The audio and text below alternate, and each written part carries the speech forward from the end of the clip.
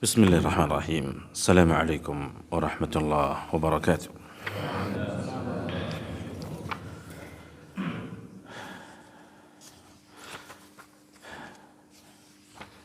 إن الحمد لله نحمده ونستعينه ونستغفره ونعوذ بالله من شرور أنفسنا وسيئات أعمالنا.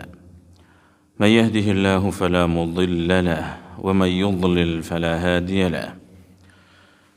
أشهد أن لا إله إلا الله وأشهد أن محمدا عبده ورسوله. أما بعد، فقد قال الله عز وجل في محكم التنزيل: يا أيها الذين آمنوا اتقوا الله حق تقاته ولا تموتن إلا وأنتم مسلمون. وقال رسول الهدى عليه الصلاة والسلام: اتق الله حيثما كنت وأتبع السيئة الحسنة تمحها وخالق الناس بخلق حسن. Jemaah salat subuh yang dimuliakan Allah Subhanahu wa Ta'ala,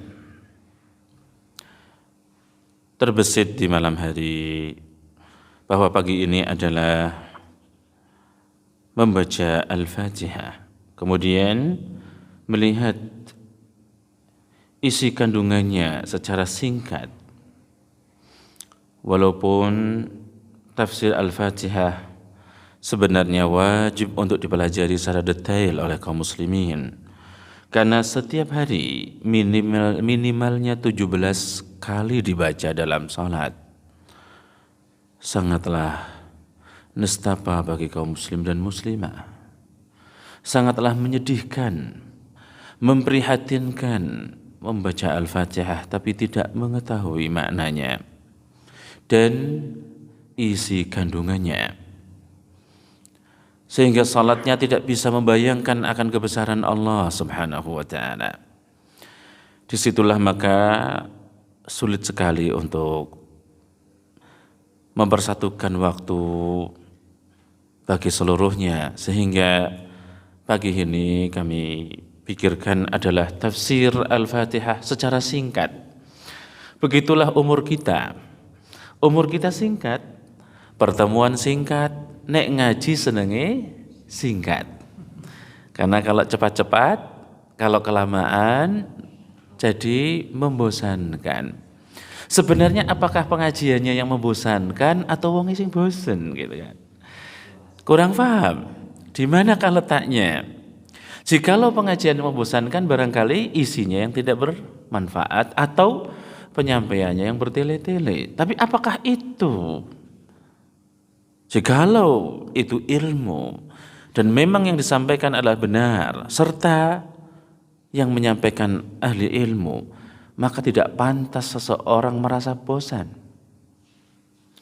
Jikalau yang meniti ilmu bosan, maka perlu diperbaiki hatinya.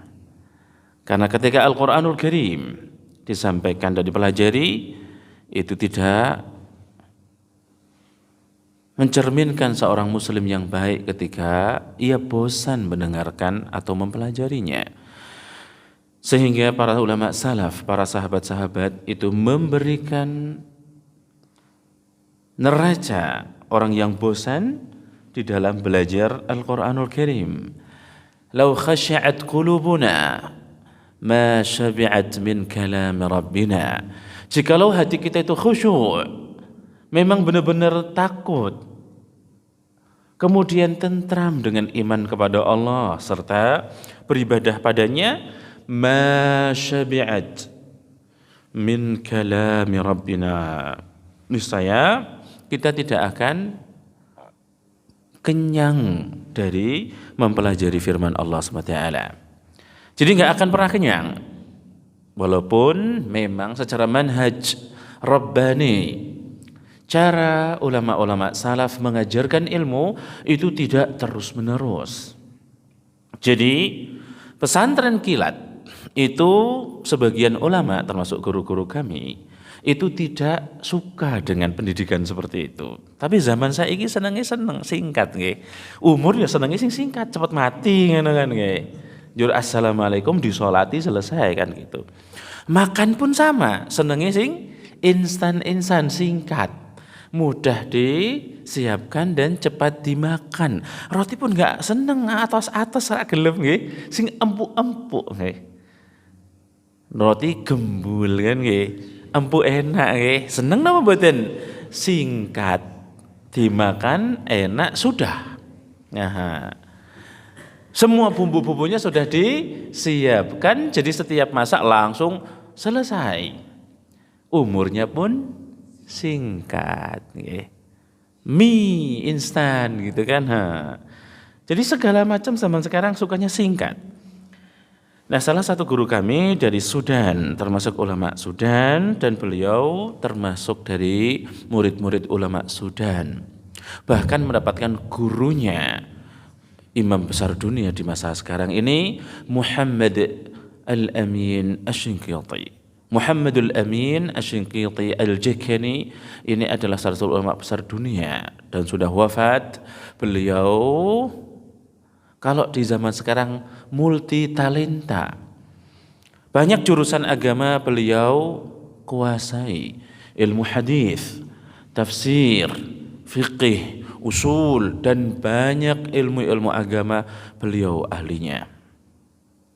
Muhammadul Amin Asy-Shinqiti rahimahullahu taala dari Shinqit, adalah dari Afrika, dari negeri Jakani atau dari negeri Shinqit itu Mauritania, bernasab Al-Jakani. Dari sana beliau meninggalkan dunia.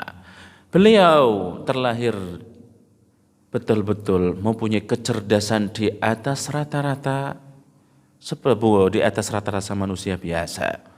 Dan beliau adalah orang yang sangat suka dengan belajar. Hidupnya untuk belajar dan mendapatkan karunia Allah SWT, keluarga yang cukup sehingga beliau benar-benar belajar. Dari kecil beliau menghabiskan umurnya untuk belajar sampai muda, dan beliau menikah semua waktunya untuk belajar. Nafkah keluarga masih cukup. Dan beliau tinggalkan Shinqit dengan meninggalkan 2 anak. Bayangkan, meninggalkan 2 anak. Beliau tinggalkan Shinqit dengan perjalanan yang begitu jauh dari negeri seberang sana menuju Madinah Al-Munawwarah. Dan beliau menjadi guru besar di Madinah Al-Munawwarah. Dunia bercucuran, dunia datang begitu. Raja-raja Arab Saudi memberikan hadiah yang begitu dahsyat, tapi beliau tidak pernah tergoda oleh itu semua. Dan beliau mengatakan, aku tinggalkan Shinqit. Aku tinggalkan Shinqit. Jikalau dengan apa intinya adalah aku tinggalkan Shinqit dengan segala sesuatunya. Dan aku mengetahui cara bagaimana mendapatkan dunia. Maka di pagi hari, jikalau seorang hamba sibuknya dengan Allah dan mempersiapkan hari akhir, atadhu dunya wa hiya raghimah. Dia akan didatangi dunia dan secara paksa dunia akan datang dan memaksa untuk sampai padanya. Tetapi Imam Muhammadul Amin Asy-Shinqiti rahimahullah, dan aku tahu cara bagaimana mendapatkan dunia, tapi aku tinggalkan semua. Hadiah-hadiah besar dari para raja, dan ini luar biasa. Kalau cuman pengen kaya dalam 1 detik dapat, tapi beliau tinggalkan semua. Zuhud karena Allah Subhanahu wa taala. Beliau habiskan umurnya untuk mengajar di Madinah dan menjadi guru-guru di banyak madrasah di Saudi Arabia. Dan beliau menjadi ulama besar dan gurunya ulama-ulama besar. Banyak dari ulama-ulama besar, mufti-mufti di Saudi Arabia, muridnya Imam Muhammadul Amin Asy-Shinqiti rahimahullah ta'ala. Dan kita mendapatkan kedua putranya. Beliau mempunyai dua putra yaitu Syekh Abdullah ibn Muhammad al-Amin Shinqiti al-Jakani dan Muhammadul Mukhtar ibn Muhammad al-Amin al-Jakani Shinqiti, itu satunya sudah wafat rahimahullahu taala. Guru kami ini adalah Muhammadul Mukhtar ibn Muhammad al-Amin Shinqiti al-Jakani, ini sudah wafat dan beliau ulama besar Madinah salah satunya, termasuk dari ulama-ulama besar Saudi Arabia setelah kembali ke Madinah Al-Munawwarah. Mereka besar di sana. Mereka kembali dipertemukan Allah dengan kedua-kedua orang tuanya setelah belajar lama. Dan Allah beri hikmah yang luar biasa. Syekh Muhammad al-Mukhtar ibn Muhammad al-Amin Shinqiti rahimahullah ta'ala menjadi ulama yang tersohor dalam ilmu usul fiqh dan banyak andil di dalam ijtihad ulama di dalam masalah-masalah kontemporer. Adapun Syekh Abdullah ibn Muhammad al-Amin Shinqiti, saudaranya ini adalah termasuk ulama besar dalam tafsir dan sampai sekarang menjadi guru Masjid Nabawi. Lama sekali mentafsiri kitab ayahnya sendiri. Bayangkan anaknya menjelaskan kitab ayahnya, Allahu Akbar. Buku tafsirnya yang terkenal yaitu Adwa'ul Bayan. Adwa'ul Bayan ini adalah tafsir termasuk tafsir bil ma'thur, tafsir yang mengikuti tafsir salaf, tafsir yang langka dan dimiliki hanya ulama-ulama besar yang faham benar dengan tafsir-tafsir salaf. Tafsir yang mempunyai gaya seperti ini atau cara tafsiran seperti ini seperti tafsir Imam Ibnu Jarir at-Tabari, itu menjadi induknya tafsir. Kemudian tafsir Ibnu Katsir rahimahullah ta'ala. Dan salah satunya yang mengikuti cara tafsir salaf seperti ini adalah tafsir Adwa'ul Bayan.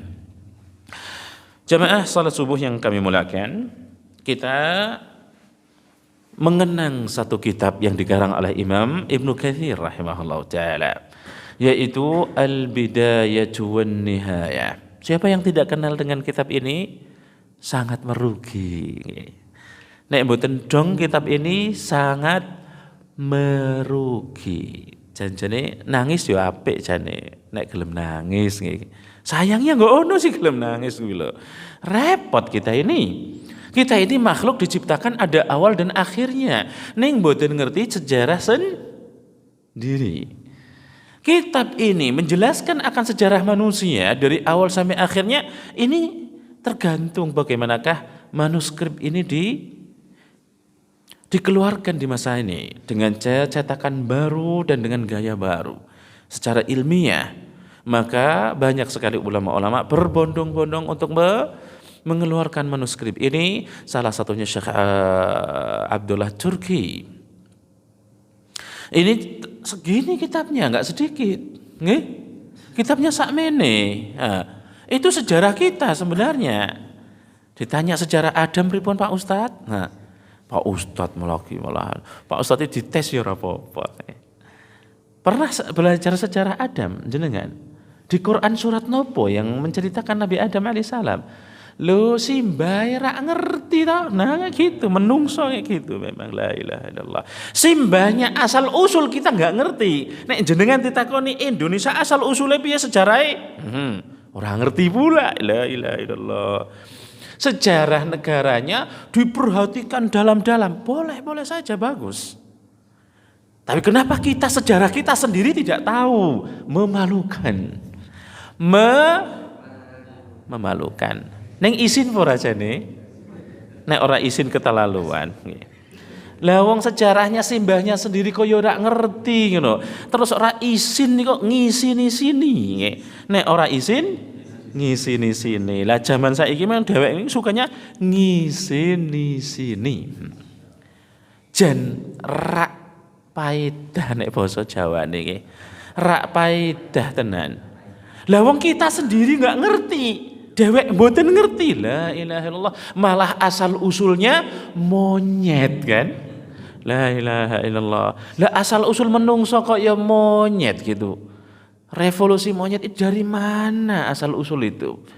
Kita aneh sekali orang muslimah yang punya Al-Quran menjelaskan tentang itu kok bisa mengatakan asal usul monyet. Auzubillah, itu asal usul mereka bukan asal usul kita. Nggih. Ya, itu asal usul sing membuat teori bukan kita. Oke. Walaupun dia juga dari ayahanda kita juga sebenarnya, tapi dia karena otak dia nggak ngerti. Ilmu dalam Islam itu ada dua. Ilmu yang boleh jadikan sandaran itu ada dua. Yang pertama ilmu pasti, wajib diimani dan pasti kebenarannya yaitu wahyu. Islam menjelaskan akan sesuatu yang tidak kita ketahui, baik itu masa lalu maupun masa datang, itu 100% harus disandarkan dengan wahyu, yaitu Al-Quran dan hadis Rasulullah SAW. Ketika kita salah memahami ilmu ini, pasti salah penyampaiannya. Sekarang sibuk-sibuk mempelajari ilmu hari kiamat.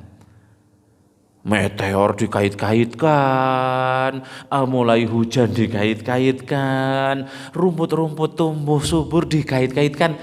Ini sih ngomong aslinya percaya dengan hari kiamat gak sih? Ini yang ceramah-ceramah model beginian di zaman sekarang. Mental-mental dai-dai yang rendahan ini atau YouTuber ini sebenarnya beriman kepada hari akhirat gak sih? Lihat cara hidupnya. Kalau tidak ada perubahan dalam hidup, nggak percaya dengan hari kiamat tuh. Apa-apa dikaitkan. Ini bukan pendidikan yang benar, menyesatkan umat. Nabi Muhammad SAW ketika ditanya mata sa'ah, kapan hari kiamat? Nabi Muhammad bertanya dengan hal yang penting. Apa yang kamu siapkan untuk itu? Wa ma a'dadta laha. Apa yang kamu siapkan sekarang? Apa yang kamu persiapkan untuk hari itu? Itulah namanya hari kiamat. Hari kiamat yang hakiki itu adalah kematian kita dan umur yang sudah lewat. Itu kiamat beneran. Orang yang sudah wafat maka sudah terjadi kiamatnya. Itu yang paling inti. Jadi mempelajari hari kiamat adalah mempelajari akan keagungan Allah. Itu sangat penting dan itu rukun iman. Iman dengan hari akhir. Tapi yang inti dari hari akhir itu apa yang kita siapkan? Bukan masalah tumbuh-tumbuhan di Arab Saudi tumbuh langsung hari kiamat. Hujan mulai sungai-sungai mengalir hari kiamat. Subhanallah. Untuk konten cari duit coba bayangkan. Apa enggak memalukan? Ngisi sini ngertas napa mboten? Jikalau itu yang terjadi, ilmu wahyu harus kita benahi. Ilmu tentang hal-hal yang sebelum kita atau yang akan datang itu hanya wahyu yang bisa menjelaskan dan harus dipelajari dengan benar sesuai pandangan Rasulullah sendiri, para sahabatnya dan ulama-ulama besar Islam. Nah, di sini ilmu tentang wahyu itu dijelaskan di dalam Al-Qur'anul Karim. Sejarah manusia ada di Al-Qur'anul Karim. Maka isi kandungan Al-Qur'anul Karim, sebelum kita mentafsiri Al-Fatihah secara ringkas, isi kandungan Al-Qur'anul Karim hanya 3. Isi kandungan Al-Quranul Karim cuma 3. Yang pertama apa? At-Tauhid. Isi kandungan Al-Quranul Karim At-Tauhid. Pengesaan Allah, pengagungan Allah, mengetahui akan kemuliaan Allah. Maha kasih dan maha rahman, maha kasih, maha sayang. Ini adalah Allah. Orang yang tidak tahu Allah tidak akan mengagungkan Allah. Allah berfirman di dalam Al-Quranul Karim, Syahidallah annahu la ilaha illahu wal malaikatu wa ulul ilmi qa'iman bil qist. Allah telah bersaksi bahwasanya tiada Tuhan yang hak melainkan Ia. Dan juga bersaksi tentang itu adalah para malaikat serta para ulama yang adil. Jadi Al-Quranul Karim isi kandungannya adalah tauhid, mengesahkan Allah. Dan yang bisa mengesahkan Allah hanya Allah itu sendiri. Dan para malaikah, yang sifat malaikah huwa yaf'aluna ma yu'marun, selalu melaksanakan tugas apa yang telah diperintahkan, tidak pernah sama sekali. Maka hadis wahyu ketika Jibril mendapatkan ayat-ayat Allah, firman Allah, mereka tunduk semuanya. Madza qala rabbukum? Qala al-haq. Para malaikat di atas langit sana semua tunduk dan semua sujud mendengarkan apa yang difirmankan Allah. Setelah malaikat Jibril dengan penuh takut dan mengagungkan Allah Subhanahu wa taala turun menghadap Allah, mereka ditanya oleh para malaikat, madza qala rabbukum? Apa yang difirmankan Allah, yang diperintahkan? Semua tunduk dan sujud dan mengatakan qalal haqq. Malaikat Jibril mengatakan Allah berfirman yang hak. Mereka tunduk, tidak pernah ngeyel ataupun membandel, mengegokan akalnya yang betul-betul lemah. Itulah manusia. Adapun malaikat tidak. Wa yaf'aluna ma yu'marun. Wa ulul ilmi qa'iman bil qist, dan para ulama yang adil. Para ulama lah yang bisa mengagungkan Allah karena mempelajari siapakah Allah. Siapakah Allah? Kalau ditanya, siapakah Rabb kita? Dan itu pertanyaan harus. Dan itu pertanyaan harus. Dan pertanyaan itulah yang menjadi neraca keselamatan hamba di hari nanti, di alam barzakh. Semua manusia akan ditanya, "Marabbuk?" Siapa Tuhanmu?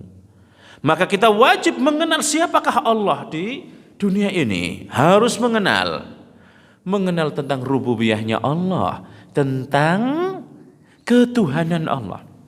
Siapakah Allah? Kita harus mengenal keilahiyahan Allah, hak Allah dari ketuhanannya. Apa hak Allah di dunia? Apakah hak Allah dari hamba-hambanya? Maka itu wajib untuk diketahui, sehingga kita tahu apa hak hamba dan hak Allah di dunia. Ini tentang uluhiyah Allah atau ilahiyahnya Allah. Dan yang terakhir tentang asma wa sifat, tentang nama dan sifat-sifat Allah yang mulia. Ini wajib diketahui. Allah mempunyai nama-nama yang dahsyat, dan nama Allah itu nama serta sifat, kepastian yang pasti. Sebuah kepastian dan keharusan. Allah mempunyai nama dan sifat sekaligus. Kalau Allah Subhanahu wa taala mempunyai nama Allah, maka Allah mempunyai nama dan sifat ilahiyah, harus disembah. Itu kepastian. Allah mempunyai nama Ar-Rahman, Maha Kasih, maka Allah benar-benar namanya Ar-Rahman dan sifatnya pengasih. Itu tidak mungkin terabaikan dari sifat Allah. Berbeda dengan manusia, nama kadang sekedar nama tapi tidak punya sifat. Namanya Abdul Khaliq, hamba sang pencipta, tapi terjeleknya manusia, sifatnya menunjukkan bahwa dia seperti Mutiara Salman Al-Farisi. Okay? Adalah yaitu orang yang paling dibenci dan buruk sifatnya. Namanya Abdurrahman, tapi menjadi afjaru khalqillah, menjadi terburuknya makhluk Allah, berbuat kriminal, mendiskriminasi, dan berbuat dosa serta maksiat. Namanya Masya Allah, namanya sinten? Namanya Abdur Rauf, tapi orang yang paling bengis dan pemarah. Itu manusia. Begitu kadang-kadang, tapi Allah tidak. Ketika nama Allah seperti Ar-Rauf, maka Allah benar-benar Ar-Rauf. Namanya Ar-Rauf dan sifatnya Rauf beneran. Itu Allah. Maka kita harus mengenal Allah di dunia supaya kita bisa mengesahkan Allah. Isi kandungan Al-Quran yang pertama adalah tauhid. Dari awal Al-Quran tauhid, diakhiri dengan tauhid.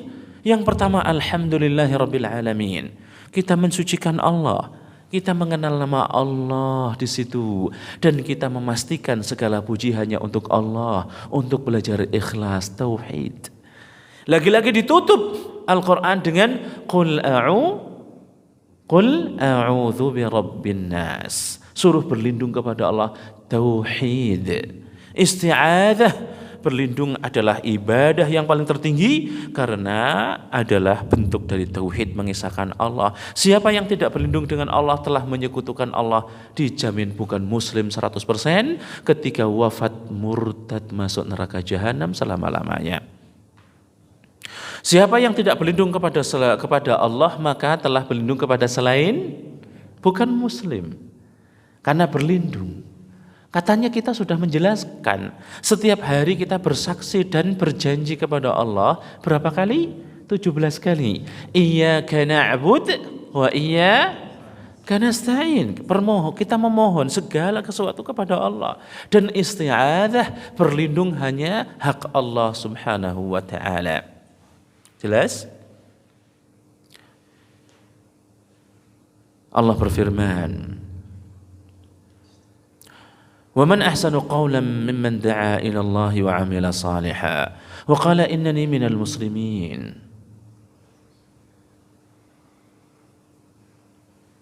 Terus ayatnya pripun? Selanjutnya ayat napa? وَقَالَ إِنَّنِي مِنَ الْمُسْلِمِينَ. Selanjutnya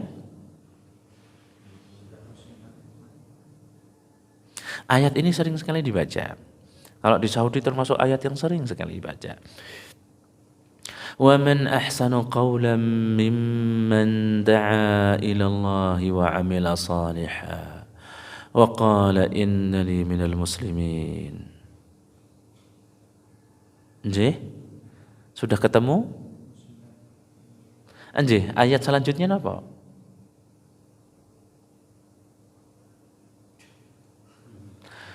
Wa ilaha illallah. Mong luru tok suwemen nggih.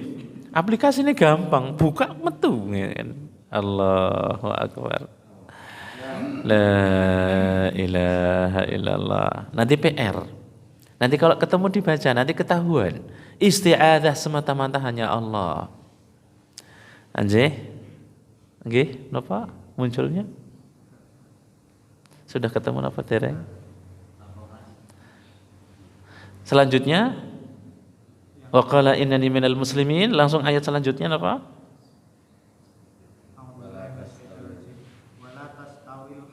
Nggih, cukup. Alhamdulillah. Ini jadi biar enggak ngantuk nggih.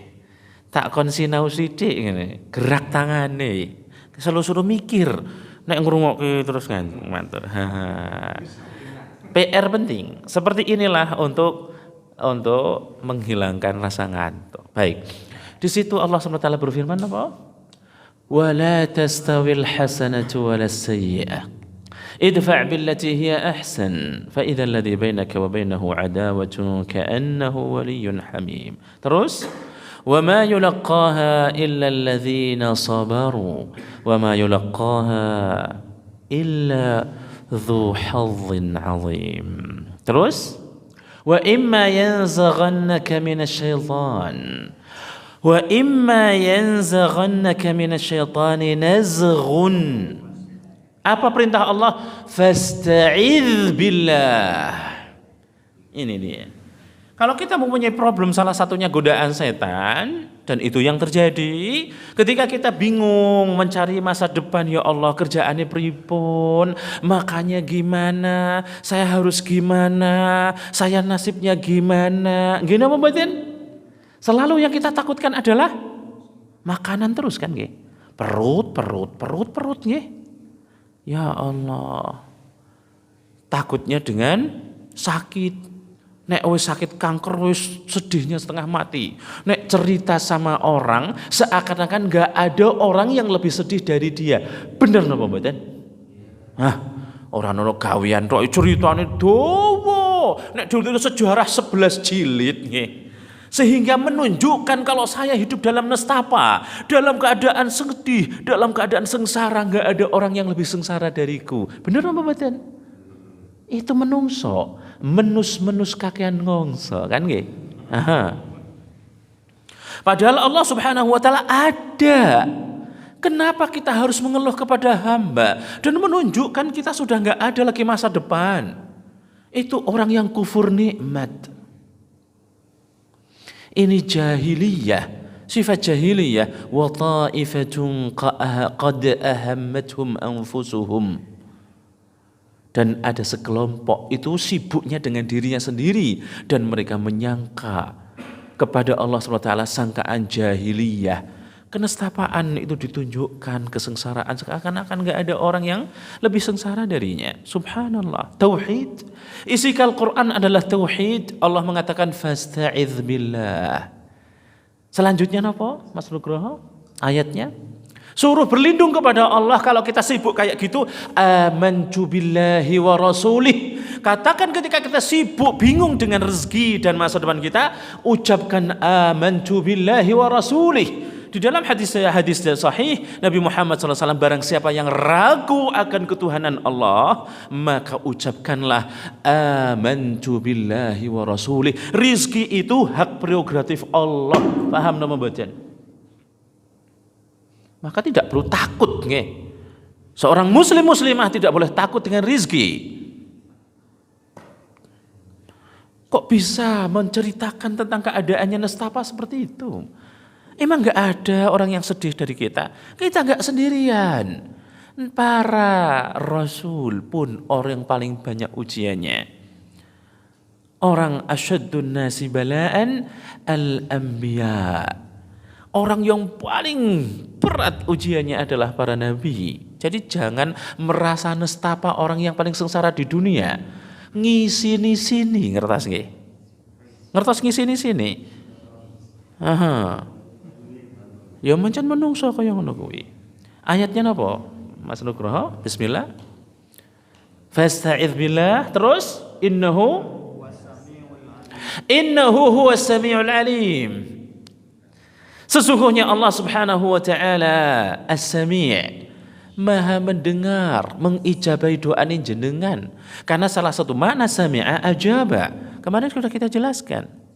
Itu salah satu makna bahasa Arab. Sami'a itu ajaba. Innahu was-sami'. Allah Subhanahu wa taala yang mendengarkan semua keluhan Anda wahai manusia. Jadi jangan sibuk-sibuk cerita panjang lebar kalau ditulis 11 jilid gitu nggih. Cuman gak punya kerjaan. Emang jenengan tuh gak pernah makan seumur hidup gitu. Sehingga harus cerita sepanjang 11 jilid gitu. Dan Allah yang mengijabahi doa. Allah sudah menjanjikan rizki. Gak usah takut. Itu mesti dikasih. Gini apa bacaan? Cuman butuh satu. Seperti orang Badui yang sangat tidak tahu tentang ilmu teknologi. Tapi fitrahnya hidup dengan iman.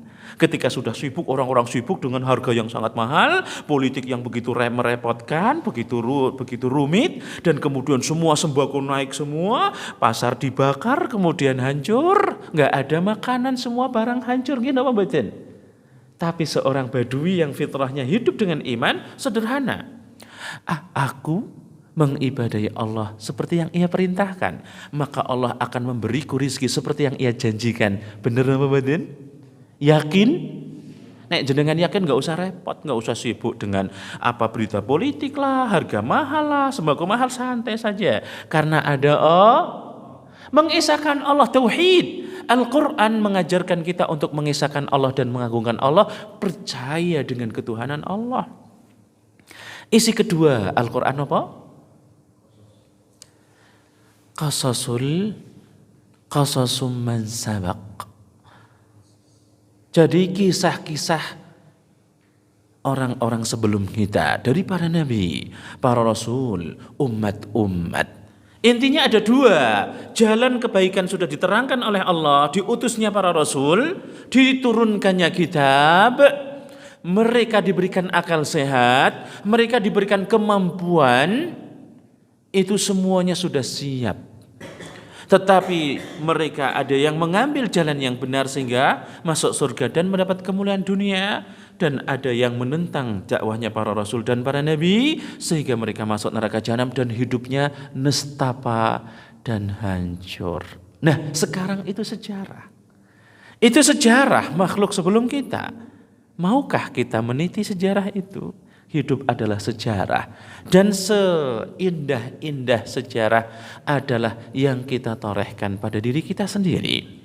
Kita sibuk nonton sinetron, sibuk nonton drama, semuanya gedebus, ngapusi, dan pendus. Kenapa kita tidak membuat drama sendiri? TV-nya ditutup, dimatikan, kita buat drama sendiri. Kenapa betul? Buku ditulis setiap hari, kita mau apa? Sejarah yang harus kita lihat dan tonton, dan hukumnya adalah rukun hidup. Wajib menonton drama dan sinetron, yaitu drama sendiri dan sinetron diri sendiri, wajib dan rukun hidup. Apakah kita mau meniti jejak-jejak orang yang baik sehingga kita masuk surga dan hidup mulia di dunia akhirat, atau kita ingin meniti jejak orang-orang yang telah hancur, yang durhaka terhadap Allah, yang meniti jalan selain para nabi sehingga mereka hancur dan neraka jahanam tempatnya? Apakah itu yang mau dititi? Itulah sebenarnya sejarah dan semua sinetron yang harus kita tonton setiap hari, yaitu kita sendiri.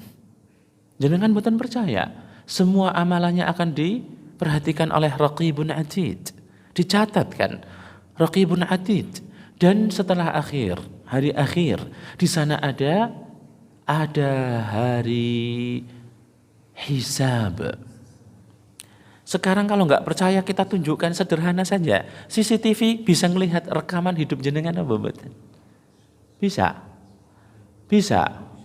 Sekarang negara-negara maju sudah, bahkan Indonesia juga sudah menerapkan sistem tilang dengan kamera. Pak polisi, saya ini tidak seperti itu. Saya tidak begini. Saya tidak percaya kalau saya tidak punya pelanggaran, tidak punya tilangan. Pak, mohon maaf ya. Silahkan Bapak lihat gambar Bapak. Itu mobil Bapak? Iya. Bapak pada jam sekian, detik sekian, pada tempat sekian, di tempat di sini, dan Bapak telah melanggar. Bapak tidak pakai ikat pinggang. Inilah gambar Bapak semuanya di jalan ini semua.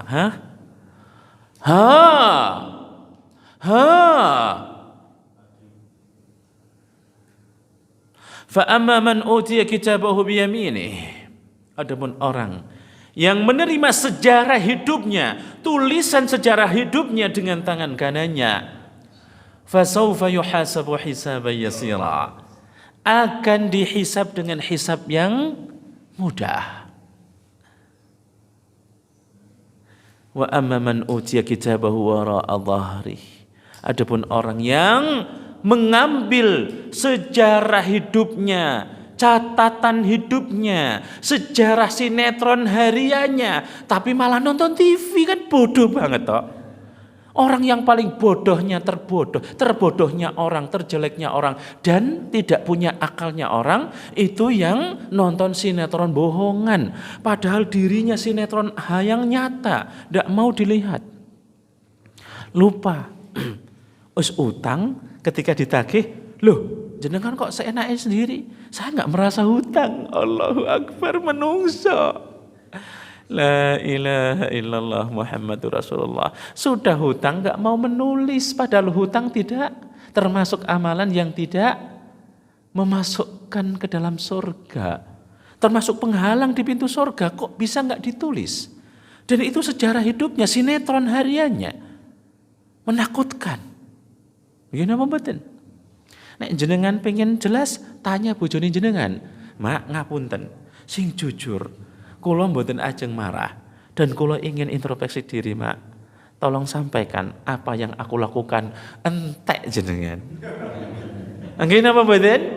Entek napa mboten? Bapak ki koyo ngene, entek ora ono sing kalen. Kalau ingin lihat sejarah sendiri nggih. Tapi enggak mau. Ra gelem ngakoni.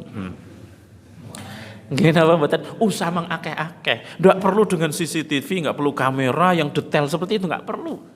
Sebutkan kepada istri, bapak itu is janji ngene rak ditepati, bapak is janji ngene rak ditepati. Dulu sayang banget, saiki wis ora sayang. Dulu lengket, saiki wis ora ono lime nggih. Lime jenengan wis kena matahari coplok nggih.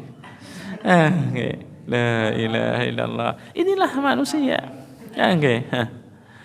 Jadi tidak usah repot-repot hidup itu nggih kalau ini. Di dalam Al-Qur'anul Karim isi kandungan yang begitu dalam yaitu kisah sejarah sebelum dan setelahnya. Dan apa yang akan terjadi sampai hari kiamat dan ketika surga dibuka pintunya sama neraka jahanam dibuka pintunya, itulah sejarah manusia yang sebenarnya. Dan itu ada di dalam kitabnya Al-Bidayah wa Nihayah, kitab Imam Ibnu Katsir. Jane sing ora duwe kitab iki rugi temen ya. Tapi kayak orang ana sing merasa merugi. Jenengan duwe buku ini mboten? Ini semua yang hadir punya buku ini mboten. Ra ngerti. Masya Allah. Yang ketiga, isi kandungan Al-Qur'anul Karim adalah aturan hidup, hukum-hukum. Ini Al-Qur'an. Kula beberapa hari yang lalu subhanallah mendengarkan banyak dari profesor-profesor dan orang-orang yang masuk Islam. Subhanallah, ini penting. Untuk menambah iman kita harus dicas dari segala arah nggih. Loh kok onone listrik terus ya mungkin nek mbane listriknya mati jenengan ora iso nyala. Enggak bisa ada lampu lagi nggih. Harusnya dicas dari segala macam. Jikalau sekarang ini dengan SDA, sumber daya alam yang sekarang dikhawatirkan oleh umat sehingga kebutuhan dunianya kebutuhan dunianya tidak tercapai dengan baik, dengan nyaman, dengan tentram, malas, enak, kepenak nggih. Ribut. Saat ini niki bensin napa minyak di dunia berkurang besar. Ini harus diganti. Motor, mobil harus ganti listrik. Kenapa mboten? Takut kebutuhan dunianya tidak cukup. Padahal sing ngasih sinten? Allah. Jikalau kita beriman, semua rizki datang semua. Dikasih. Nah, di sini yang jadi repot, kita ini selalu bingung tentang itu. Nah, jikalau ini harus sekarang bahkan ada teknologi-teknologi baru, semua motor, semua mobil sudah mulai ada bensinnya, ada listriknya. Ngangge ngirit listrik, nek gak entek bensinnya dinyalain, bener apa mboten? Mobil itu sudah bisa dihidupkan dengan dua bahan. Ada bahan bakar, ada listriknya. Luar biasa. Sebegitukah detailnya untuk berindah-indah, berenak-enak tentang fasilitas dunia. Nah, kita iman ini butuh dicas dari segala arah. Nek sedang tidak bersyukur, semua ada makanan kok makannya jenengan boten enak, mbok yo dicas hati yang sedang masuk angin, sedang kanker ini. Hati jenengan ya seneng masuk angin toh. Sedilo-dilo ngeluh ngene mboten. Ketika kita tidak mensyukuri makanan yang sedang kita makan, maka pergilah tengok orang-orang fakir miskin. Tengok anak yatim piatu. Jenengan kementos banget badannya itu sehat tapi kok enggak gelem ibadah. Abot men tindak ting masjid. Abot men ngendika sing sae. Abot men tangan ini untuk membantu orang yang sulit. Yo tindak jenenge dicas pergi ke rumah sakit, lihat orang kanker, lihat orang kecelakaan, lihat itu orang tidak bisa makan, lihat itu orang makan harus diinfus, lihat itu orang yang suka merokok, kemudian kanker ininya dibolongin, ininya keluar darah, ininya gambari mawon menakutkan kok yo mesti seneng wae nggih. Kemudian lihat itu orang pakai alat di dalamnya Sudah makan, ngomong belum saja, gini apa mboten? Bolong di sininya. Kalau ada lalat masuk, semua penyakit masuk ke dalam semua. Mau ngatos napa mboten? Masihkah akal tidak mau berakal? Manakah akal yang sehat? Mari kita ces. Kekufuran nikmat kita harus setiap hari dices. Hidup ini ada aturan, Al-Quran adalah hukum. Supaya kita bersyukur kepada Allah SWT dan meniti jejak yang baik, kita harus ces iman ini. Pergi ke rumah sakit, lihat orang begitu supaya bersyukuri kepada Allah. Alhamdulillah, aku ini masuk angin tapi banyak orang seperti itu semangat ibadah lagi. Ada orang putus kakinya yang satu, alhamdulillah. Ada orang yang gak punya kaki sama sekali, tapi masih melangkahkan tangannya dan sujud di rumah Allah. Allahu Akbar. Jikalau kalian tahu pada shaf yang pertama dan keutamaannya, niscaya kalian akan berlomba-lomba ke masjid walaupun dengan merlata-lata. Ini manusia. Tapi seperti itulah, hati benar-benar rusak, sudah kanker. Sekarang penyakit yang paling dalam untuk manusia ini, yang sekarang tidak diketahui oleh dokter, yaitu kanker hati. Dan hampir semua orang menyidap penyakit yang sangat menakutkan, kanker hati, tapi tidak merasa kalau dia sakit. Ini lebih mengerikan. Kanker fisik itu biasanya tidak dirasakan kecuali sudah medium stadium 4. Stadion apa stadium ya aslinya gitu. Ya Allah. Mau yo stadion sekali sih gede ngono men ketok gitu lah. Stadium barang, stadion. Baik. Sekarang itulah muqaddimah. Yang barusan ini mukaddimah, kajian mukaddimah. Sekarang baru kajian yang inti biidznillah. Katanya ini kajian ngantos syuruk napa mboten? Ngantos syuruk. Baik. Insyaallah. Baik. Beberapa tentunya hadis yang dihasankan oleh ahli hadis, sebagian ahli hadis adalah hadis Anas bin Malik radhiyallahu anhu. Di dalam Jami'ut Tirmidzi atau Sunanut Tirmidzi. Di dalam Sunanut Tirmidzi, Nabi Muhammad SAW dikisahkan oleh Anas bin Malik bahwa Nabi Muhammad SAW bersabda, barang siapa salat subuh berjamaah, kemudian tinggal di tempat salatnya, yaitu masjid atau musalla, sampai terbit matahari. Kemudian setelah itu menunaikan salat 2 rakaat, maka baginya pahala seperti berhaji atau umrah. Tulisannya wa, itu jangan diterjemahkan dan. Kenapa? Karena riwayat-riwayat hadis-hadis yang lain dari sahabat-sahabat lain makanya au. Jadi makna waw ini juga kadang-kadang bermakna au atau.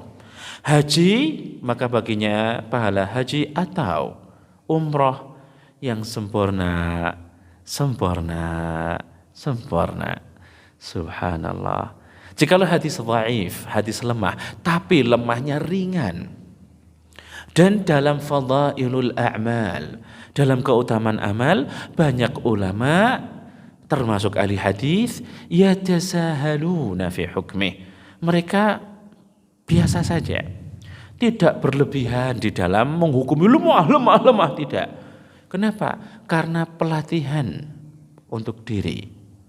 Melatih diri untuk senang beribadah, menumbuhkan rasa raja. Karena rukun ibadah ada 3. Setunggal napa? Al-mahabbah, cinta kepada Allah. Ditumbuhkan. Kapan bisa cinta kepada Allah? Ketika kita tahu tauhid, isi kandungan Al-Quran, yaitu tentang ketuhanan Allah dan hak ibadah Allah kepada makhluknya di dunia dan nama-nama serta sifat-sifat Allah yang mulia. Kalau hamba sudah tahu ini, pasti akan cinta Allah subhanahu wa ta'ala. Kemudian ar-raja adalah harapan.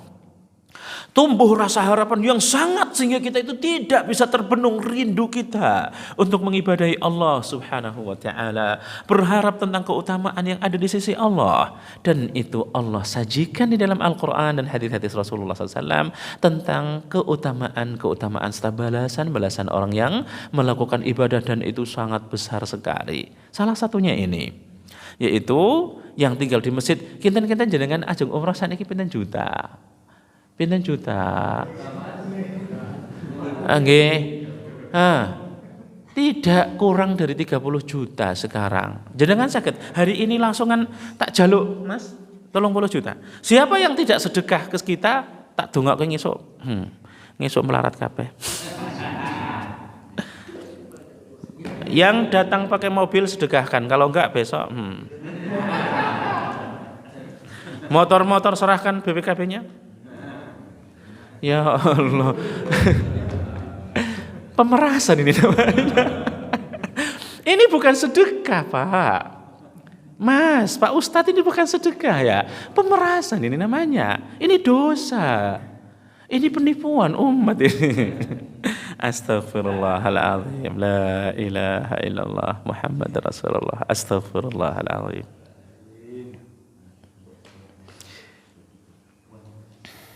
Ini hal gaib yang ditanamkan kepada seorang muslim tapi tidak diaplikasikan dengan cara yang haram seperti ini. Ini cara yang haram, mengaplikasikan syariat dengan salah, penipuan dan penindasan, pemerasan serta pendustaan. Tidak boleh begituan. Langsung jenengan sedekah dilipat gandakan, benar. Mathalul ladzina yunfiquna amwalahum fi sabilillah kamathali habbatin ambatat sab'a sanabil fi kulli sumbulatin mi'atu habbah. Benar, itu firman Allah. Tapi jangan diaplikasikan dengan cara seperti ini. Perumpamaan orang yang mensedekahkan hartanya di jalan Allah, seperti perumpamaan satu biji yang ditanam kemudian tumbuh 7 cabang. Dan setiap cabang menumbuhkan 10 biji. 100 biji bukan 7 biji. Mi'atu habbah, sehingga 1:700. Tapi jangan begitu. Yang bawa mobil serahkan kunci dan BPKB-nya. Besok berlipat ganda. Anda akan mendapatkan 700 mobil. Nggih mboten? Ngantos 1 tahun gigit jari nggih. Boro-boro besok sampai 3 tahun yo gigit jari nggih. Karena ini bukan aplikasi, Anda bukan Tuhan, Pak Ustadz.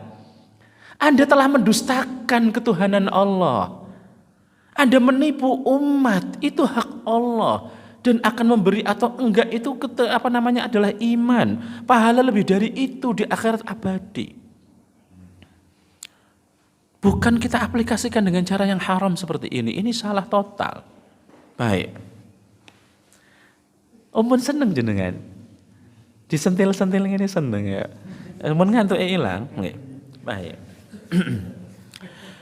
Baik, kita masuk kepada kajian inti kita, yaitu tentang tafsir Al-Fatihah yang singkat saja. Senengnya sing singkat nggih. Umur ya senengnya sing singkat. Sedelo loro nggih njaluki mati nggih. Kita takut sekali, fenomena yang banget menakutkan zaman sekarang nggih. Fenomena yang sangat mengerikan di zaman sekarang, baru sakit sedelo mon wis nyong tak mati wae. Emang setelah mati enak gitu? Ya Allah. Imam Ibnul Jauzi rahimahullahu ta'ala mengutip syair-syair ulama-ulama lama. Itu mengatakan, jikalau aku mati dan tidak ada beban, niscaya kematian adalah kedamaian bagi setiap orang yang hidup. Di Jepang, orang kalau sudah problemnya udah capek, udah depresi, ada hutan kedamaian. Hutan kedamaian, pergi ke hutan langsung gantung diri, seakan-akan selesai, mati. Di akhirat enak, habis itu damai di sana. Gitu. Syair ini mengatakan, jikalau kematian meninggalkan seluruh tanggung jawab, niscaya kematian adalah kedamaian bagi setiap hamba yang hidup. Walakin, akan tetapi bukan begitu. Setiap orang ketika mati akan ditanya segala sesuatu. Mengerikan. Jadi zaman sekarang orang-orang ketika sakit itu banyak minta mati. Dan bahasanya sangat menakutkan. Takut merepotkan keluarga. Innalillahi wa inna ilaihi raji'un. Emang mati mereka pelampiasan gitu. Jalan keluar. Itu fenomena yang sangat menakutkan di kampung-kampung. Dan kita dapatkan itu. Jadi sekarang sudah kronis. Kanker hati. Dan itu sangat menakutkan. Senangnya singkat-singkat. Baru sakit pengen langsung mati. Singkat wae mas. Orang repot-repot. Ajeng makan mas, nak makan gampang pak. Siap. Gawe ini Indomie gitu kan. Selesai, digodok langsung jadi gitu kan. Umur lucunya itu kan makan ya kan. Kok hidup dikiaskan, dianalogikan dengan seperti itu. Baru sakit sudah pengen mati. A'udzubillahi minasyaitonirrajim. Senangnya sing instan. Baik. Al-Fatihah karena waktu kita juga sedikit, maka yang instan saja. Bismillah. Al-Fatihah adalah al-bidayah wan nihayah. Imam Hasanul Basri, ulama tabi'in, mengatakan kitab-kitab yang diturunkan kepada para rasul dan nabi itu 140 kitab. Kemudian isi kandungannya dirangkum oleh Allah di dalam Al-Quranul Karim. Jadi Al-Quranul Karim adalah ringkasan alam semesta. Kitab suci semua yang diturunkan Allah SWT itu isi kandungan Al-Quranul Karim. Jadi sempurna, tiada kekurangan. Dan isi kandungan Al-Quranul Karim disingkat oleh Allah SWT. Isi kandungannya di dalam surat Al-Fatihah. Itulah Al-Quranul Karim. Dan Al-Fatihah, isi kandungan Al-Fatihah terangkum pada satu ayat, yaitu di tengah-tengahnya. Setelah hak Allah dijelaskan dan kemudian hak hamba dijelaskan, maka diringkas dua sisi ini pada satu ayat pertama. Satu ayat di tengah-tengahnya, Iyyaka na'budu wa iyyaka nasta'in. Ketika kita mengucapkan Alhamdulillahi Rabbil Alamin, Ar-Rahmanir Rahim, Maliki Yaumiddin, ini adalah hak Allah. Kemudian kita mengucapkan ihdinas siratal mustaqim, siratal ladzina, itu hak hamba. Dan di tengah-tengah itu rangkuman dari surah Al-Fatihah, Iyyaka na'bud, hanya kepadamulah kami menyembah ya Allah, itu hak Allah. Wa iyyaka nasta'in, dan hanya kepadamulah ya Allah kami mohon pertolongan dalam segala hidupku di dunia maupun di akhirat, ini hak hamba. Singkatan hidup. Jadi al-bidayah wan nihayah, permulaan manusia dan akhirnya keseluruhan terangkai atau terangkum dalam Al-Fatihah. Itulah kisah kita. Kisah manusia, maka Al-Fatihah sebenarnya ngisi-sini. Kalau kita sampai belajar itu hanya sesingkat itu. Harus dikaji. Yang sangat lama, yang sangat dalam sehingga Al-Quran bisa kita fahami isi kandungannya. Dan sholat yang itu rukun kedua dari rukun Islam bisa kita resapi maknanya serta hikmahnya, yang hasilnya adalah inna salata tanha 'anil fahsya'i wal munkar, sesungguhnya salat menahan pelakunya dari perbuatan keji dan mungkar. Pertama kali kita hadapkan Alhamdulillahi Rabbil Alamin. Alhamdulillahi Rabbil Alamin. Ngapunten supaya untuk sebelum kita akhiri, mungkin ini sudah masuk? Belum. Ini baru syuruk. Ini baru masuk syuruk. Dan waktu syuruk larangan sholat. Jadi sholat syuruk harusnya kalau bisa kita 1/4 jam setelah waktu syuruk. Waktu syuruk adalah waktu larangan. Di dalam larangan-larangan Nabi Muhammad SAW dalam sholat adalah seusai subuh sampai syuruk. Seusai subuh larangan ringan. Karena sahabat Nabi Muhammad SAW mengqadha qabliyah subuh atau 2 rakaat fajar itu didiamkan. Berarti itu boleh. Tapi ketika syuruk itu keras, larangan keras. Kenapa? Menyamai ahli ibadah napa? Penyembah matahari, yaitu majusi. Dan itu sangat larangan keras. Man tasyabbaha biqaumin fahuwa minhum. Orang yang menyamai ibadah sebuah kaum, maka dia termasuk mereka. Itu larangan keras sekarang. Jadi sekarang kita baru mulai masuk syuruk. Itu kita panjangan lagi kisaran 1/4 jam biiznillah. Kajiannya tesih. Ampun, benuai. Singkat wae. Nggih ngono, assalamualaikum, selesai kan. Yang selanjutnya yang kedua, waktu sebelum zuhur. Waktu tergelincir. Sebelum zuhur ya kisaran 10 menit gitu. Atau kisaran-kisaran itu waktu larangan salat. Tetapi itu diperselisihkan ulama tentang salat-salat yang punya sebab, yaitu tahiyatul masjid misal, atau gerhana, atau jenazah, itu termasuk salat-salat yang mempunyai sebab. Baik, kemudian asar, setelah asar sampai matahari sudah memperlihatkan warna kekuning-kuningan. Nah, itu waktu seperti subuh. Di waktu setelah asar bisa mengqadha. Orang yang kelupaan, yang tidak punya waktu, sangat mepet waktunya dari qobliyah dan ba'diyah zuhur bisa diqadha. Dari mana Pak Ustadz? Ya memang begitu hukumnya. Boleh mengqadha. Boleh mengqadha. Tapi kalau punya waktu dan disia-siakan, seyogyanya tidak perlu mengqadha. Karena itu waktu larangan.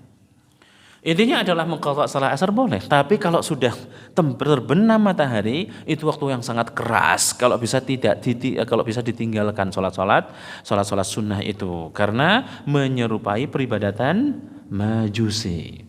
Jadi sekaranglah sedang waktunya, hati-hati. Alhamdulillahirabbil alamin. Allah berfirman, alhamdu, secara singkat, padahal kalau digali banyak sekali fikihnya atau isi kandungannya. Alhamdu artinya apa? Itu adalah bahasa Arab al-istighraq. Alif lam mempunyai makna yang dahsyat. Alif lam ketika memasuki kata benda, kepada al-isim. Walaupun pujian bukan benda, tapi memang bahasa Indonesia tayangnya yang koyo ngono kuwi, ora ono liyane. Bahasa Indonesia paling miskin nggih. Al-ism. Jadi ketika alif lam masuki isim, maka mempunyai makna yang banyak. Kadang-kadang ketika masuk kepada ma'rifat dia tidak menjadi ma'rifah. Tapi ketika memasuki nakirah, kadang-kadang seperti ar-rajul dia mempunyai ikhtisas, hampir kepada ma'rifat. Tetapi bahasa Arabnya al-ikhtisas. Jadi seseorang yang sudah diketahui. Nah, di sini alif lam yang memasuki isim ini listighraq, artinya al-istighraq, melingkupi seluruhnya, menenggelamkan keseluruhannya. Itu arti dari al di sini. Alhamdu. Makanya diterjemahkan di dalam bahasa Arab karena memang alif lam di sini adalah al-istighraq, terjemahin apa? Segala. Jadi segala ini bukan makna alhamdu, tapi makna alif lam ini. Segala puji. Segala puji bagi Allah, Rabb semesta alam. Nah, Allah, jamaah salat subuh yang kami muliakan, tidak main-main. Alhamdu segala puji. Maka jikalau itulah Allah menginginkan di awal bahwa pujian semata-mata karena Allah, karena di dalam Al-Quran sangat menjelaskan, wallahu khalaqakum wa ma ta'malun, dan Allah lah yang menciptakan kalian serta seluruh amalan kalian. Jadi yang ketika kita berumrah, kita salat, kita bersedekah, kita bertutur kata yang baik, kita belajar sehingga menjadi ahli ilmu, tidak perlu butuh pujian. Ketika kita tersohor, dieluk-elukkan di masyarakat karena banyak membantu kebutuhan masyarakat, itu tidak perlu cari pujian. Itu ciptaan Allah dan kasih sayang Allah.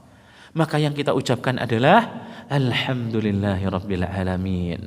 Segala puji, maka ketika dipuji enggak usah berbunga-bunga. Hati jenengan walaupun kasih dipupuk 1 ton, enggak akan ada bunganya, ngertos napa mboten?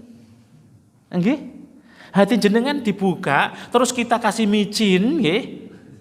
Kasih micin, kita siram, kita tanami apapun nggak akan berbunga jenengan. Hati jenengan ya hati jenengan. Jadi nggak usah berbunga-bunga. Ikhlaskan semua milik Allah sehingga kita terlatih untuk ikhlas dan tidak bangga diri. Alhamdulillah, segala puji milik Allah. Allah disebutkan kekhususan nama Allah sangat banyak di dalam Al-Qur'anul Karim. Bayangkan Allah Subhanahu wa taala itu segala ibadah yang ada di dalam syariat Islam selalu Allah menjadi nama yang selalu disebut. Ngapunten, saya tanya, ketika kita beristighfar siapa yang kita panggil? Coba beristighfar. Nama Allah yang dipanggil apa itu? Hah? Allah. Astaghfirullah. Ketika kita berjanji dan menitik beratkan masyiah ke nanti tercapainya hal tersebut kepada Allah, kita ucapkan apa? Insya Allah. Nggih. Kemudian ketika kita ini menyampaikan tentang kekuatan dan segala yang kita miliki hanya kekuatan Allah, kita mengucapkan la haula wala quwwata illa billah. Nama Allah selalu disebut. Kenapa? Karena dalamnya makna Allah. Sehingga Al-Quran pertama kali yang disebut adalah nama Allah. Sehingga kalau kita meniti Al-Quranul Karim, di dalam Al-Quranul Karim nama Allah terbanyak disebutkan melebihi dari 2200 kali di dalam Al-Quran. Melebihi dari 2200 kali disebutkan di dalam Al-Quran. Dan itu tidak terjadi pada nama-nama Allah yang lain. Dan itulah kedahsyatan nama Allah. Dan menjadi pembuka ayat di dalam Al-Quranul Karim itu kisaran 33 kali nama Allah SWT. Itu salah satu kekhususan nama Allah. Yang dipertanyakan, apa makna Allah sebenarnya? Kenapa Allah Subhanahu wa taala disebutkan pertama kali? Apa yang harus kita tanamkan di dalam hati ketika Allah Subhanahu wa taala disebutkan di dalam Al-Qur'an? Ketika kita beristighfar nama Allah, ketika memohon kekuatan nama Allahnya. Dan banyak sekali ketika kita mau berdoa bismillah, nama sinten yang dipanggil? Allah SWT. Ketika kita beristi'adzah meminta perlindungan, nama Allah terus yang disebutkan. Apa makna Allah sebenarnya? Sehingga bisa bisa tertanam makna itu sehingga kita bisa aplikasikan dalam hidup mengagungkan Allah. Sahabat Ibnu Abbas radhiyallahu anhuma, hadis ini diriwayatkan oleh Imam Ibnu Jarir At-Tabari rahimahullahu taala. Dan ini di dalam tafsirnya, sinten yang bisa menyebutkan nama tafsir Ibnu Jarir, saya kasih hadiah. Saya kasih hadiah. Nama tafsir Ibnu Jarir At-Tabari. Jangan nyontek, tidak diperkenankan.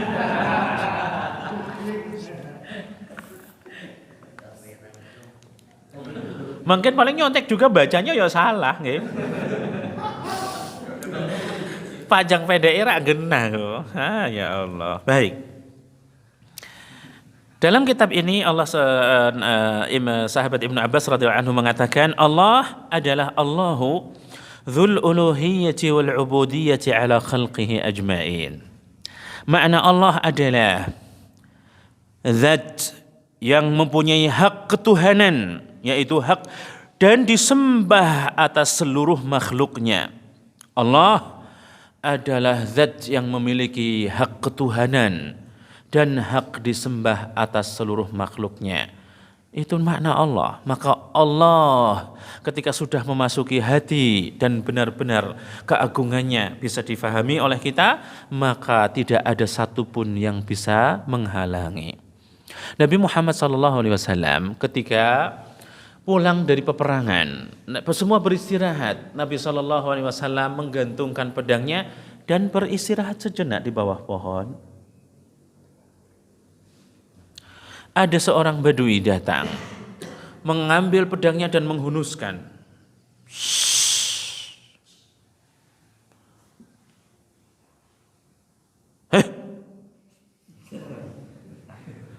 Siapa yang bisa menghalangimu dari pedang ini? Siapa yang bisa membantu? Nabi Muhammad SAW mengucapkan, Allah, Allah, Allah. Maka badui ini bergetar tubuhnya dan tidak bisa bergerak sehingga terjatuh pedangnya. Paham nama batin? Ketika Allah sudah merasuki sanubari kita dan tertanam makna Allah di dalam hati kita, maka kita tak akan mungkin takut kepada siapapun dan kita tidak akan mungkin mengibadahi selain Allah, malu. Karena itulah Allah. Allah adalah zat yang mempunyai hak ketuhanan dan yang harus disembah atas seluruh makhluknya. Ketika kita ditanya oleh Allah, qul a'udzu birabbin nas, katakanlah Muhammad, aku berlindung kepada Rabb manusia yang memiliki manusia. Manusia dikatakan Rabb dalam bahasa Arab. Saya punya rumah dikatakan Rabbul Bait, dan itu bahasa Arab. Ya dhaifana law zurtana la'alimta annana dhaifun wa anta rabbul manzili. Itu bahasa Arab. Anda punya motor, Anda dikatakan Rabbud dabbabati. Atau bahasa lain Rabbud darajatin nariyah. Itu katakan pemilik. Jadi nama ini nama Allah, tapi nama ini secara bahasa Arab bisa juga digunakan untuk hambanya. Malikin nas. Sederhana. Makna Rabb umum. Memiliki air minum, ya Rabbul ma. Semua biasa. Enggak cuman khusus. Diangkat lagi sama Allah SWT, Malikin nas, raja manusia. Jenengan raja mboten? Enggak sembarang orang jadi raja. Benar apa mboten? Nama Allah juga dimaknai untuk hambanya pula. Malikin nas, raja manusia. Raja, tempat napa raja? Memohon pertolongan, tempat memohon keamanan, tempat memohon kesuksesan. Jaluk izinnya. Gini apa buatan? Kalau sudah diizinkan raja, jenengan seenake dhewe kan nggih? Jenengan kenal dengan Qarun dan Haman? Kenal? Raja ini sinten di masa itu? Fir'aun. Apa yang terjadi dengan Qarun? Orang yang paling terkaya di masanya. Wa inna mafatihahu latanu'u di situ dan selanjutnya ayatnya. Itu cuman Masya Allah, gembok mawon harus dipikul oleh al-gojo. Kuncine tok, lan jenengan njur kepiye? Isinya gimana? Emas-emas yang ditimbun di situ. Makanya umat Nabi Muhammad saja sampai terpesona. Sampai tergiur dengan itu. Fa kharaja ala qaumihi fi zinatihi. Qarun keluar dengan perhiasannya pada suatu hari. Banyak dari kaum Nabi Musa alaihissalam terpesona dan tergiur dengan itu. Dan bahkan mengatakan, saya ingin seperti memiliki apa yang dimiliki Qarun. Sungguh itu adalah kesuksesan yang besar. Jenengan sekarang lah kecil, sepele. Gak ada orang yang lebih kaya dari Qarun. Apa yang terjadi? Alhamdulillahi Rabbil Alamin. Allah, ketika Allah sudah makna yang begitu dalam tentang Allah masuk ke dalam hati, tidak ada yang ditakuti sedikit pun tentang dunia, seisinya sederhana. Maka Allah SWT, Nabi Muhammad SAW ketika mau dibunuh oleh sang itu, ketika siapa yang menyelamatkanmu? Allah. Selesai semua. Karena Allah punya makna yang begitu dahsyat. Kalau Allah Tuhan, Malikin nas, Tuh raja tempat itu semua kesuksesan nggih napa mboten njaluk jatah sing akeh njaluk sapa Mas? Yo raja, yo presiden, nggih napa mboten? Dan tidak sembarang orang bisa ngasih seperti itu, benar? Allah adalah raja manusia. Maka Anda ketika ingin mendapatkan dunia yang paling nikmat terkaya di negaranya, yuk dekat dengan presiden atau negara atau raja. Dekatlah dengan Allah yaitu rajanya manusia. Kemudian kita dibawa kepada makna yang begitu dalam, yaitu makna Allah, ilahin nas. Sudah enggak ada lagi. Rob itu bisa nama yang familiar untuk hamba pula. Tapi nama raja itu tidak familiar. Di dunia hanya sedikit. Dan Allah rajanya raja. Sekarang gak ada sedikit pun hak manusia. Ilahin nas, yaitu Tuhan manusia. Allah. Kita suruh berlindung kepada Allah. Anjih, itulah makna Allah. Begitu dalam kita dibawa. Hati kita suruh berpikir. Supaya akal dibawa di dalam. Berlindung kepada Allah yang begitu dahsyat. Ngertos makna Allah? Sedikit. Baik, kita lanjutkan. Jadi inilah makna Allah SWT sehingga di awal itu penuh kedahsyatan dari makna dan dalamnya makna Allah. Maka ini gak main-main. Orang yang mengetahui tentang Allah, maka dialah yang mengisahkan Allah. Tadi kita jelaskan. Allah bersaksi bahwasannya tiada Tuhan yang berhak disembah kecuali Allah sendiri. Kemudian malaikat dan ahli ilmu yang adil. Hanya itu yang bisa mengisahkan Allah. Baik. Rabbi di sini alhamdulillahi rabbil alamin rabb. Waktunya sedikit sekali nggih. Sebentar lagi selesai. Allahu akbar. Lanjut. Yakin? Baik, singkat saja. Rabb. Rabb ini mempunyai makna yang begitu dalam. Rabb itu mempunyai makna yang begitu dalam. Saya langsung singkat saja. Makna Rabb. Apa itu makna Rabb? Makna Rabb di dalam bahasa Arab mempunyai makna yang sangat banyak sekali. Tetapi kita akan singkat saja bahwa makna Rabb itu melingkupi segala sesuatu. Jadi melingkupi semuanya. Bahwa Rabb itu mempunyai kasih sayang yang begitu dalam. Makna Allah itu ketuhanan. Dan di dalamnya ada azab. Maka Allah lanjutkan alhamdulillah rabbil alamin. Rabb itu penuh kasih sayang. Maka ketika kita banyak doa kebanyakan Rabbana Rabbana. Rabbi Rabbi Rabbi gfirli. Minta ampunan maknanya Rabb. Dan Allah pun punya. Tapi Allah mempunyai makna yang begitu indah serta ada kekerasan di sana. Karena orang yang tidak menyembah Allah pasti akan diazab oleh Allah. Sekarang Rabb penuh kasih sayang. Itulah makna Rabb. Yaitu Rabb itu seperti raja. Kemudian pemberi rizki yang menciptakan, yang menghidupkan dan mengatur alam semesta, itulah makna Rabb. Jadi Rabb itu banyak sekali dan itu menyangkup hal-hal yang dahsyat di dalam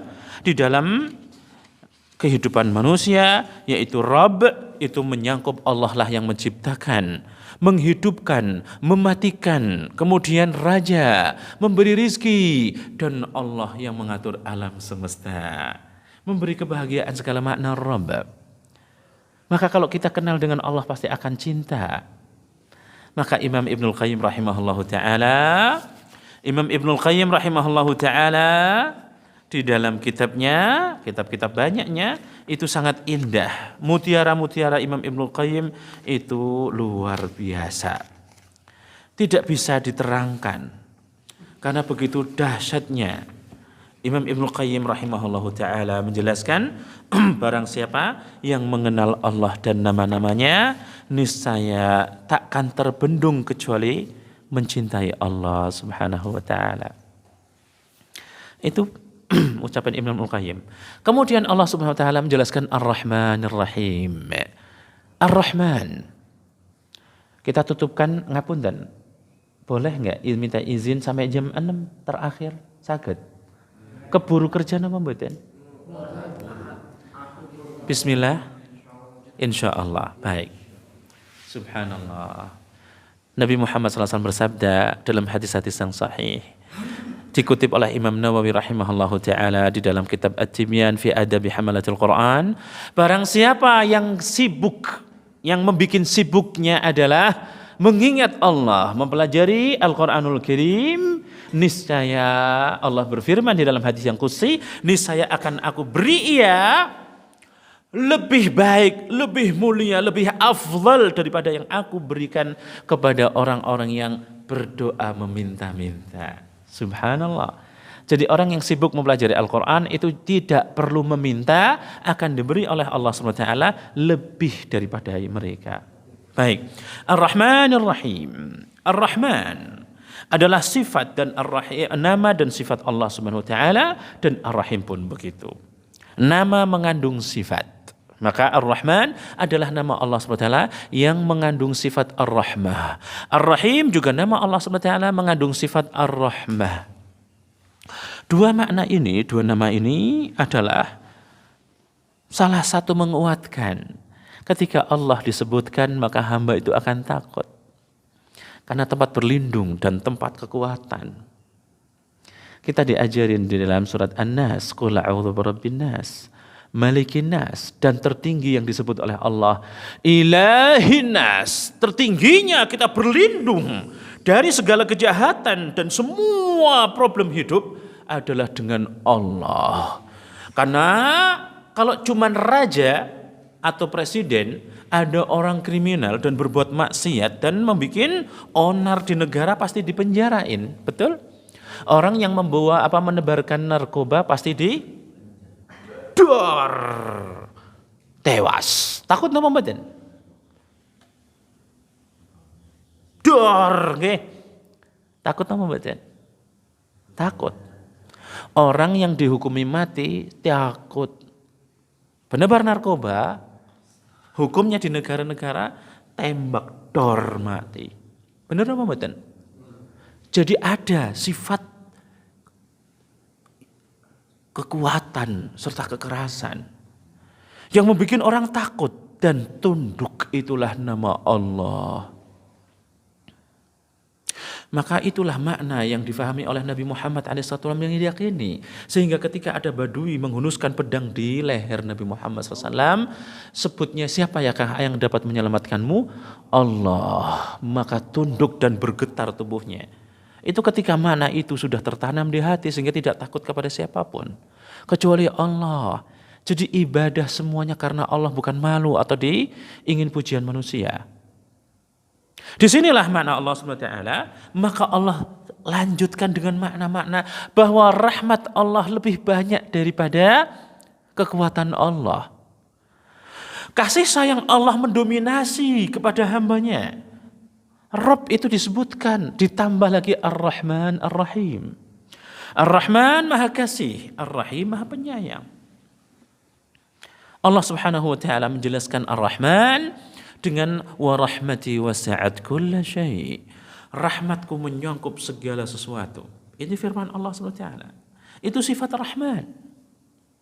Tidak ada yang akan ditelantarkan Allah. Walaupun di dunia hamba Allah mengkufuri Allah, pasti akan diberikan sifat kasih sayang Ar-Rahman. Wa rahmati wasi'at kulla syai', dan rahmatku itu menyangkup segala sesuatu. Jadi jangan meri.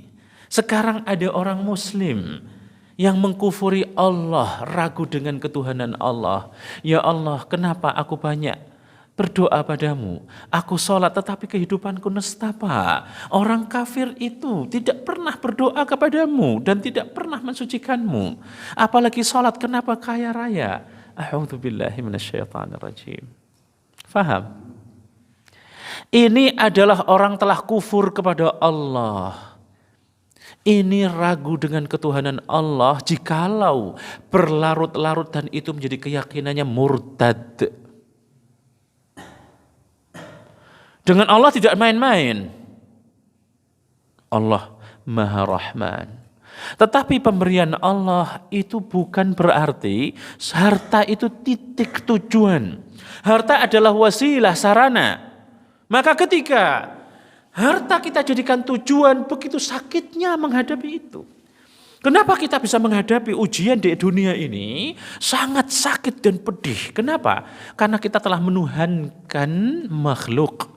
Kita telah mencintai istri berlebih dari Allah. Sehingga ketika istri berakhlak yang tidak baik dan minta cerai, sakitnya begitu dalam. Hati terasa tersayat-sayat silet yang begitu tajam. Sulit untuk dihadapi. Stres, kanker, mati dalam keadaan sedih.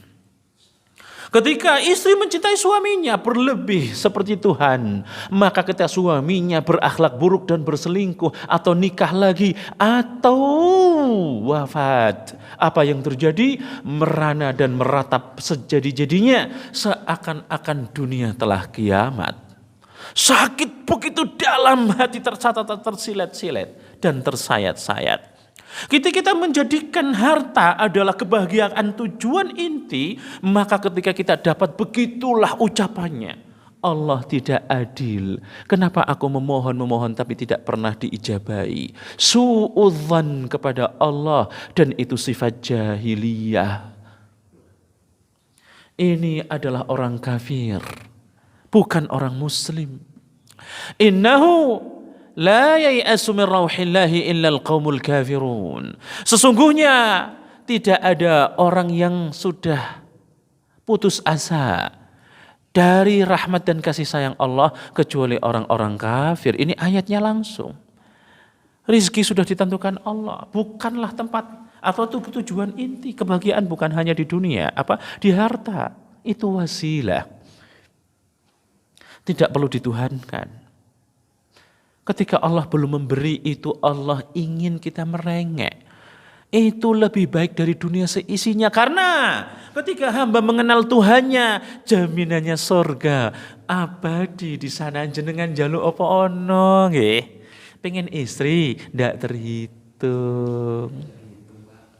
Pengen dunia 10 kali lipat orang yang paling terendah terkecilnya hak hamba di dalam sorga 10 kali lipat dunia seisinya. Di dunia tidak pernah ada makhluk yang dikasih kekayaannya dunia seisinya. Jenengan mau tak coba nggih? Bisa bahagia nama mboten tak wene dunia seisinya? Ndak bisa bahagia. Nggih. Indonesia, negara kepulauan yang dipimpin dan digarap diopeni oleh banyak menteri. Banyak pulau tidak diketahui, ra ono jenenge, isine ra ngerti dan bahkan tidak terjamah. Lho jenengan wene donya kabeh nyoh kono. Bisa gimana? Nikmat. Nggak bisa nikmat, nggak bisa dinikmati. Dunia karena hanya secuil yang kata Nabi Muhammad SAW, dunia bagaikan hanya cuman yang dimakan diminum. Itu dunia. Bagaikan celupan saja di dunia itu hanya Nabi Muhammad SAW dalam hadis Ibnu Umar radhiyallahu anhuma, itu dunia bagaikan hanya orang musafir kemudian kepanasan berteduh di bawah pohon, sejenak ia tinggalkan itu dunia. Jadi apa mboten? Membosankan. Di dalam hadis di sini banyak tentang hadis-hadis Nabi Muhammad SAW. Inna dunya mal'unatun mal'unun ma fiha. Hadisnya ada di sini. Hadisnya disahihkan oleh Syekh Albani rahimahullah. Dunia itu mal'unah. Sesungguhnya dunia itu dilaknat, terlaknat. Maksudnya madhmumah, mal'unah ini artinya azam, yaitu tercela. Dunia itu sesungguhnya dunia tercela. Ora apik, elik ngertos napa mboten? Elek. Dan apa yang diisinya, di muka serta isinya yo elek kabeh nggih. Kecuali taat kepada Allah. Allah berfirman, "Yauma la yanfa'u malu wala banun illa man atallaha biqalbin salim." Di akhirat semua dunia enggak berguna. Harta dan anak keturunan tidak berguna sama sekali, enggak bermanfaat. Kenapa ya Allah? Hanya satu yang membuat dunia bisa indah. Illa man atallaha biqalbin salim. Kecuali orang yang datang kepada Allah dengan kesucian hati. Mengesahkan kepada Allah, berakhlak mulia, banyak berzikir. Dunia jadi manfaat semua. Ketika tidak dimanfaatkan dalam taat, dunia mal'unah, artinya elik, petaka semua. Menjadi sarana masuk neraka. Tetapi ketika baik, maka menjadi sarana masuk surga. Itulah dunia. Maka Ar-Rahman, tidak perlu kaum muslimin, orang yang berakidah, berislam, tidak boleh sedikit pun ragu dengan Allah. Ar-Rahman semua wasiat. Jadi itu hamba Allah. Orang gak beriman kepada Allah mau beriman, semua hamba Allah akan menyangkup, semua rahmat Allah menyangkup mereka. Wa rahmati wasi'at kulla syai'. Wahai kaum muslimin dan muslimat, percayalah dengan Allah. Kasih sayang Allah bukan hanya dunia. Jikalau harta menjadi titik akhir dari kesuksesan, kebahagiaan, niscaya para nabi seluruhnya akan berebut dunia. Dan apa yang terjadi? Nabi Muhammad SAW ketika tidur dan beralaskan tikar yang teranyam dari pelepah-pelepah kurma yang begitu keras. Semakin kering tambah keras. Sehingga Nabi Muhammad SAW ketika tidur di situ muncullah, membekaskan banyak dari bentuk-bentuk anyaman pelepah kurma tersebut. Umar bin Khattab radhiyallahu anhu ketika melihat Nabi Muhammad SAW seperti itu, menangis dan mengatakan kepada Nabi Muhammad SAW, Ya Rasulullah, maukah engkau kami jadikan lebih daripada kaisar-kaisar Romawi dan Persia? Kami jadikan engkau makhluk yang paling kaya di dunia, yang paling nikmat dan hidup dengan penuh kedamaian serta kenikmatan fasilitas dunia. Apa jawaban Nabi Muhammad SAW? Ya Umar, mali walid dunya ya Umar. Apa urusanku dengan dunia wahai Umar? Apa urusanku dengan dunia ya Umar? Dunia ini bagikan orang yang musafir lewat, berteduh sejenak kemudian ia tinggalkan. Sesungguhnya ada dalam hadis yang sahih tadi, Nabi Muhammad SAW bersabda, Inna dunya mal'unatun ma fiha. Sesungguhnya dunia itu jelek semua, dan semua yang ada di muka buminya jelek, kecuali yang dijadikan taat kepada Allah menjadi mulia dan sebab masuk surga. Ar-Rahman. Kok bisa sampai kaum muslimin punya rahmah lain? Mesti mendapatkan sifat Ar-Rahman dan mendapatkan sifat dari Ar-Rahim. Maka di sini Ar-Rahim khusus orang yang beriman. Jangan terlena dengan dunia. Kalau dapat dengan halal sebanyak apapun, itu rahmat kasih sayang Allah. Berbahagialah dengan harta yang halal walaupun dunia seisinya. Tapi jangan sekali-kali bangga dengan harta yang haram walaupun sekecil apapun. Jangan sekali-kali bangga. Maka pertanyaan orang yang menakutkan dalam hati di perjalanan setelah kita kajian, Pak Ustadz ada yang tanya, titipan pertanyaan. Baik, pertanyaannya adalah, ada seseorang yang mencuri tapi untuk sedekah orang kepada orang fakir miskin ya Ustadz. A'udzubillahi minasyaitonirrajim. Mencuri dosa besar nama badan. Kok bisa disedekahkan kepada fakir miskin, itu gimana tuh? Jangan sekali-kali bangga dengan keharaman. Walaupun sekecil itu, enggak boleh sama sekali. Itu pertanyaan sinetron. Sejarah Anda adalah sinetron, hidup gaya Anda televisi. Makanya sampai ada pertanyaan begitu. Enggak layak orang muslim bertanya seperti itu. Haram. Dan tidak pantas ngisi-sini. Ar-Rahim. Allah berfirman, wa kana bil mu'minina rahimah. Hanya orang beriman yang disebutkan. Sifat rahmah Allah, kasih sayang Allah, ini punya Ar-Rahim khusus orang-orang yang beriman.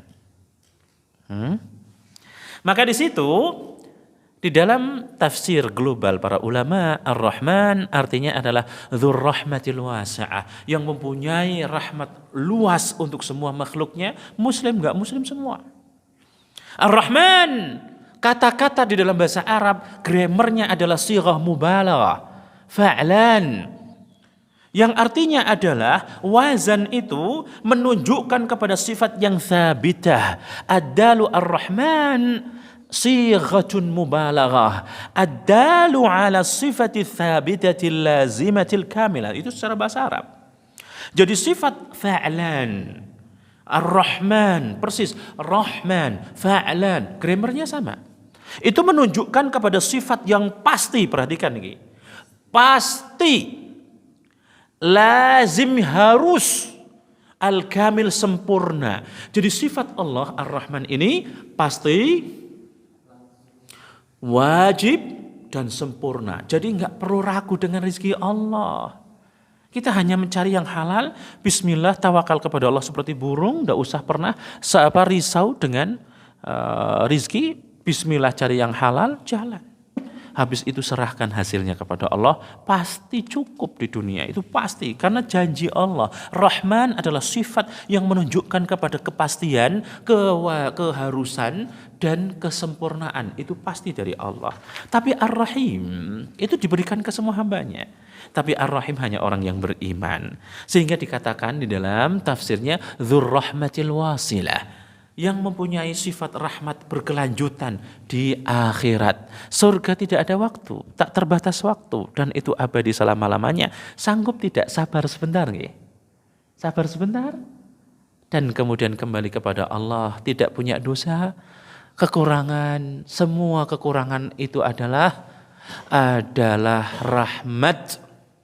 Justru kekurangan harta di dunia adalah rahmat. Kasih sayang Allah agar dosa-dosanya berguguran dan kita sabar, dan balasan orang sungsubala adalah wa basyiris sabirin. Tapi manusia, walakinnakum qaumun tasta'jilun. Tetapi kalian adalah umat yang tergesa-gesa. Ketika tidak kenal Allah dan nama Allah, keagungan Allah, suudzon kepada Allah, pinginnya dunya wae. Kenapa mboten? Malik Yaumiddin sudah lewat. Maka ini janji kami, nanti ketika bertemu lagi, Allahu a'lam kapan kita bertemu lagi, kita melanjutkan tafsir Al-Fatihah biidznillah taala. Subhanakallahumma wa bihamdika asyhadu an la ilaha illa ant astaghfiruka wa atubu ilaik. Wassalamu alaikum warahmatullahi wabarakatuh.